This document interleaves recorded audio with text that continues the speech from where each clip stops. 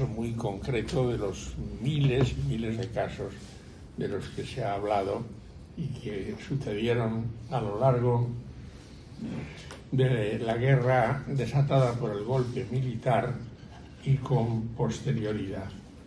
Concretamente, la permanencia en un panteón de marinos ilustres de 3 personas que quizá hoy día estarían sentados ante la Corte Penal Internacional por haber cometido crímenes de guerra. Un país que salta la indignidad corre el riesgo de perderla, pero afortunadamente, aunque, como se ha dicho y con razón, y esto es universalmente admitido, la historia la escriben los vencedores, y hubo un intento sin parangón en ningún otro país del mundo de exterminar a lo que consideraban la anti-España, arrogándose la titularidad de esa España, que, como decía Machado, adelante el corazón. Ellos eran la España que helaba el corazón de todos aquellos que la vivieron. En esta historia del recuerdo, la memoria, afortunadamente hay asociaciones, están proliferando los ateneos republicanos, que están haciendo una gran labor. Por cierto, el domingo hay una marcha por la República que terminará con la lectura de un manifiesto en la Puerta del Sol, donde no estaría de más que pusieran una placa, como está en Auschwitz y en otros campos de concentración alemanes, diciendo: este centro sirvió de centro de tortura para los disidentes o los que luchaban por traer la democracia y contra el franquismo. Pero bueno, tenemos el país que tenemos y estamos viviendo ahora una situación un tanto paradójica, porque la gran bestia negra de la propaganda franquista eran los crímenes del Frente Popular. Y mira por dónde ahora a los franceses se les ha ocurrido, como reacción frente al posible acceso al gobierno de Francia de los colaboracionistas de General Pétain y otras fuerzas de extrema derecha, ante el peligro han decidido unirse bajo la denominación de el Frente Popular. Pues eso era el Frente Popular de la República, a pesar de lo que decía, y todavía está ahí, y no está mal, porque es un documento que es válido y conviene estudiarlo, y que es la famosa causa general. Esa causa general se encomendó para dar una versión de lo que, según los vencedores, había sido una necesaria reacción frente al desorden y los crímenes de la República. Yo siempre cito, pero vamos, podría haber mucho más. En los tiempos ya muy cercanos, cuando ya el golpe militar estaba preparado, desde el 20 y tantos de junio y la famosa compra del Dragón Rapid, pues se produce el asesinato del teniente Castillo y de Calvo Sotelo. Y se nos presentó a las jóvenes y a las generaciones de la posguerra como una muestra de que aquello era una especie de Chicago y que había muertos. En ese mes de julio hubo menos muertos que en la mayor parte de los años de plomo de ETA, pero muchos menos. O sea que lo que había eran disturbios, había tensiones, efectivamente. Respecto de la causa general, y como se ha hablado de la documentación, hay una cosa que mucha gente no sabe, y a lo mejor tú tampoco. La causa general estaba en el antiguo, que llamábamos las Malvinas, en el Tribunal Supremo, porque había sido hecha fundamentalmente por Carlos Arias Navarro y una gran cantidad, un gran número de fiscales que colaboraron en su redacción. Yo no tenía ni idea de esto. Mi primer destino fue Santa Cruz de Tenerife, después vine aquí a Madrid en comisión de servicios, precisamente sustituyendo a Carlos Arias Navarro, que estaba excedente por su categoría de presidente de gobierno. Y después ya, cuando el gobierno del PSOE y mi amigo Luis Burón, que fue el primer fiscal general nombrado por el PSOE, pues se llevó a la Secretaría Técnica. Estaba yo tranquilamente en mi despacho, entra la secretaria y me dice, ahí hay un señor fuera que quiere que le dé autorización para ver la causa general. Yo la verdad que me quedé atónito porque no tenía ni idea de a qué se debía esto. Me quedé perplejo y ya pues aquí pedí un poco de información y efectivamente no sé quién había dispuesto que para autorizar a un historiador a revisar la causa general se necesitaba la autorización de la Fiscalía. Como muchos de los aquí presentes hemos leído la abundantísima literatura sobre la guerra civil, dicen los expertos que la guerra civil norteamericana y la nuestra es la que ha generado mayor número de bibliografía, más que la Segunda Guerra Mundial, pero claro, todos conocemos los nombres de Preston y de otros historiadores extranjeros y enseguida, pues repasando los archivos, me di cuenta de lo siguiente. Si el peticionario era un historiador extranjero, se le daba con cierta facilidad el acceso a la causa general. Si el peticionario era, como en el caso que estoy narrando, un historiador español, tenía que entrevistarse con el fiscal de turno, explicarle cuáles eran las razones que le movían a pedir el acceso a la causa general, y había una coletilla muy interesante, que si le autorizamos, yo le autoricé, había que dar cuenta a la brigada político-social. Porque, ¿qué hacía un historiador español removiendo la historia oficial y a lo mejor sacando conclusiones? No lo sé, ya le perdí la pista y la verdad, sinceramente, no sé lo que pasó. Pero la realidad era esta. Y precisamente enlazando un poco con lo que está sucediendo ahora con la ley de amnistía, cuando llega la amnistía del 77, que yo estaba en Fiscalía, pues todos los, no sabía cómo llamarles, expedientes militares, consejos de guerra, la amnistía la aplicamos nosotros, los civiles, y el ejército accedió sin ningún reparo en aquel momento a que aplicásemos la amnistía a todos los expedientes militares, consejos de guerra militares que había abiertos.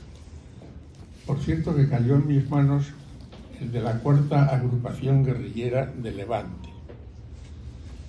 Y bueno, yo empiezo a leer, había 12 o 14, Pepe Díaz, que era el secretario general del Partido Comunista en aquella época, Dolores Ibarrurri, Ignacio Gallego, y en 10º o 12º lugar aparecía un tal Santiago Carrillo.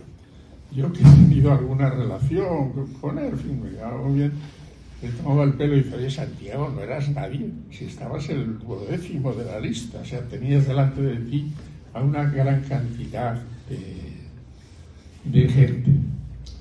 Por cierto, como ya está prescrito, no se molesten en ir a ninguna comisaría, Nicolás Sartorius me pidió el expediente para fotocopiarlo, porque realmente era una joya histórica, el tener ese expediente. Se lo di, me lo devolvieron, pero lo que quiero resaltar es que no hubo esta feroz oposición que hay ahora a la aplicación de la ley de amnistía por parte de mis colegas revestidos con las togas en pie de armas. La República vivió tiempos convulsos, esto no hace falta ser un experto. Un tal Hitler parece que llegó al poder, un tal Mussolini había hecho la marcha sobre Roma, Léon Blum era el presidente del Frente Popular francés. En Austria el canciller Dollfuss había bombardeado unas concentraciones de huelgas de trabajadores. ¿Y qué querían? ¿Que esto fuese como Suiza? Cuando teníamos, pues además, muchas deficiencias históricas en el sentido de nuestra escasa industrialización y un nivel de analfabetismo verdaderamente preocupante, ¿no? Que la República, esa es su gran aportación, y nadie podrá borrar la lengua de las mariposas o el maestro que quiso enseñar el mar. Esa es la República para mí. Los que realmente quisieron sacar de ese olvido ancestral en el que estaban muchos de nuestros conciudadanos.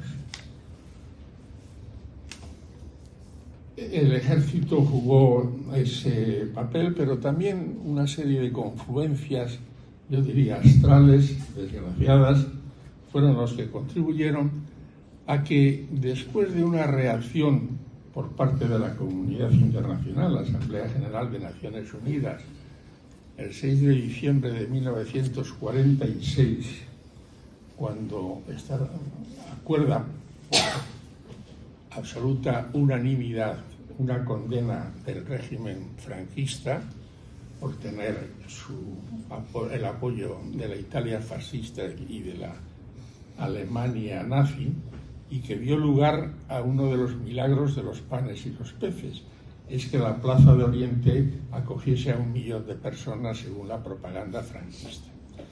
Yo he tenido la oportunidad de hablar, por ejemplo, con el director del Teatro Real, que quiso hacer una proyección, la hizo sobre de ópera y tal, y poner sitios. Dice que con dificultades quedaban espacios libres, ¿eh? Con dificultades pudo meter 20.000 sillas.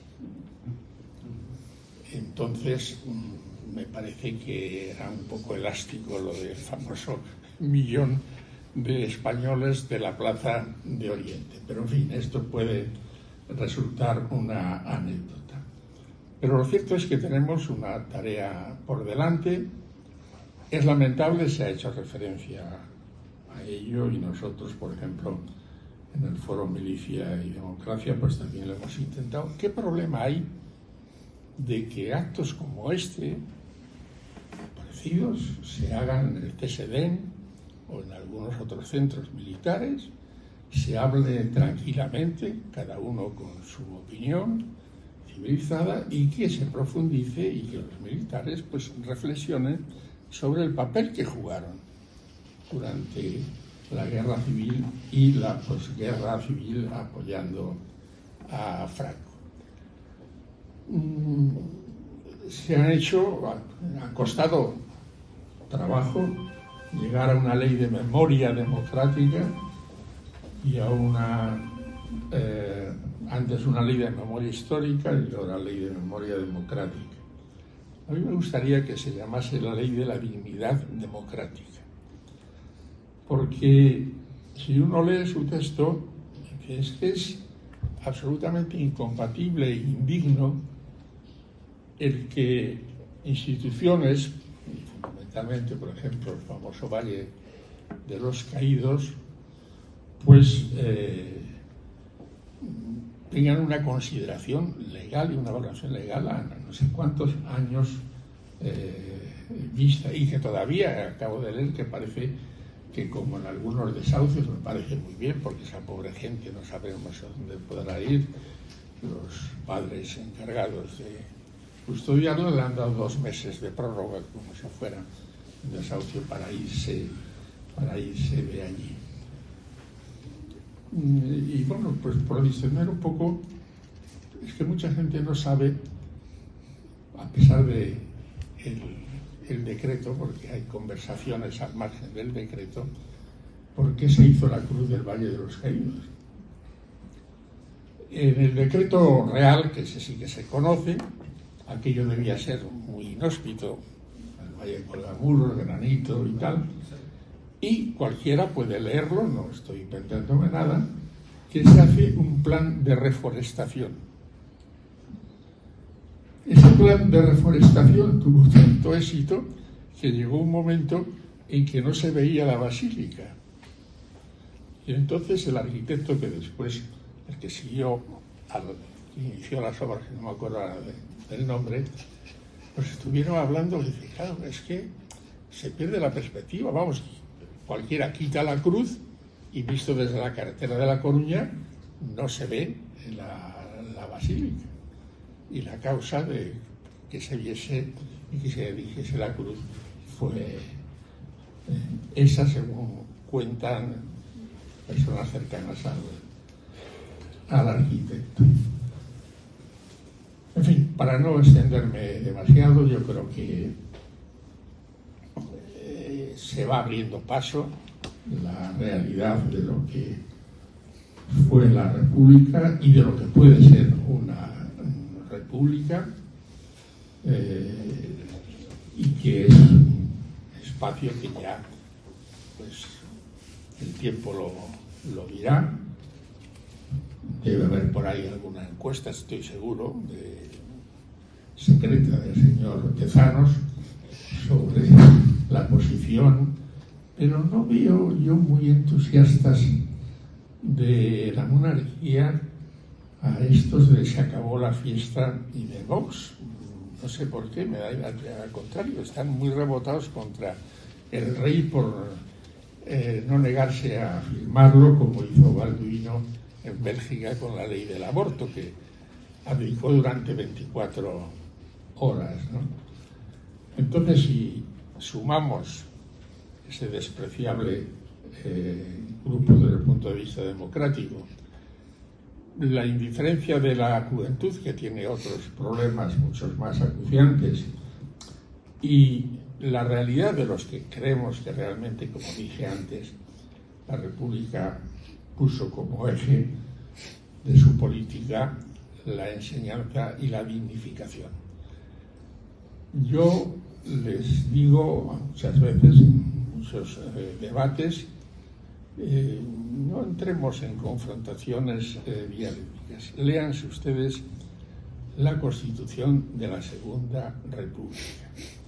La Constitución de la Segunda República constituye un avance, pues casi de 20 y tantos años, sobre las constituciones que nacen, que se llaman, según los constitucionalistas, de segunda generación, con posterioridad al fin de la Segunda Guerra Mundial, y que podríamos localizar fundamentalmente en Italia, ¿no? Y veremos que asombrosamente la Constitución de la Primera República es la primera, hasta que llegaron estas posteriores, que dice que se aplicará el derecho internacional de los derechos humanos, algo que verdaderamente ahora se pone incluso en cuestión. Tenía una ley de la reforma agraria que el presidente Roosevelt envió a uno de sus asesores a estudiar la reforma agraria española, porque Keynes y toda la gente que le rodeaba, los economistas, pensaban que era una buena opción también. Tan buena opción que una parte muy sustancial la utilizó Franco. Muchos habrán oído hablar de la concentración parcelaria. Pues la concentración parcelaria estaba en la ley de la reforma agraria de la Segunda República, que fue el detonante para que las oligarquías agrícolas financiasen, no quiero decir que con esto ganasen o no la ganan, pero llega el bienio negro, que también hay que decirle a la derecha de este país, oiga, que tuvieron 2 años y pico de gobierno. Ustedes gobernaron durante 2 años y pico durante la República. Y por tanto, bueno, pues tuvieron oportunidad de hacer alguna cosa, que es derogar la reforma agraria. Y cuando llega febrero del 36, se recupera la ley de la reforma agraria y eso ya es el detonante final para financiar y poner en marcha la guerra civil.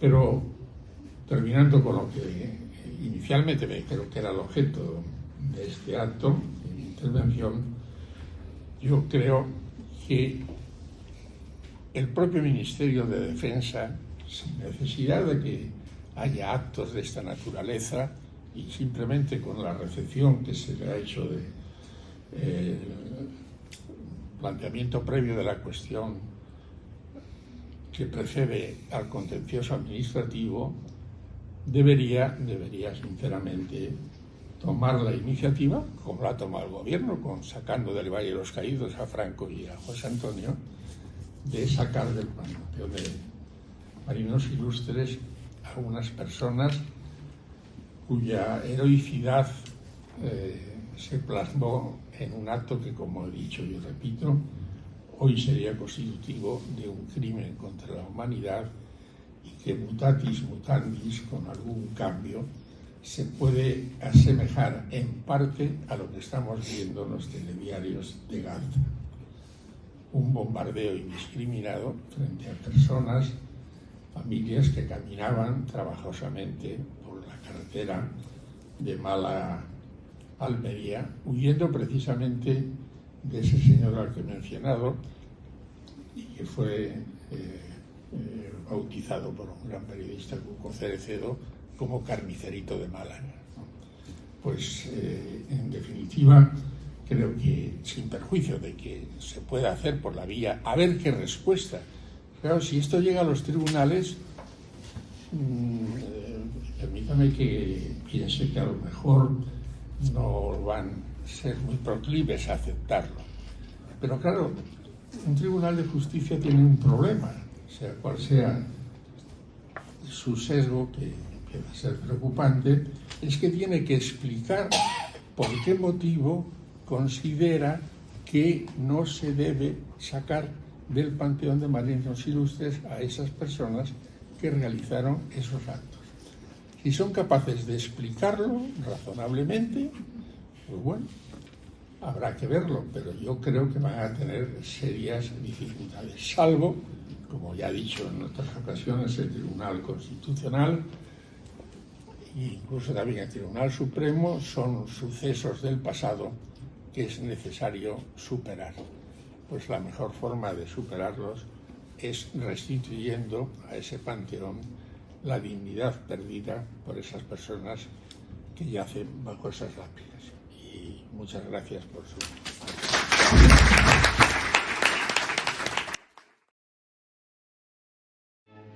Serenos y alegres, valientes y osados, cantemos soldados el himno a la lid de nuestros atentos enormes así, y en nosotros mire los hijos del Cid.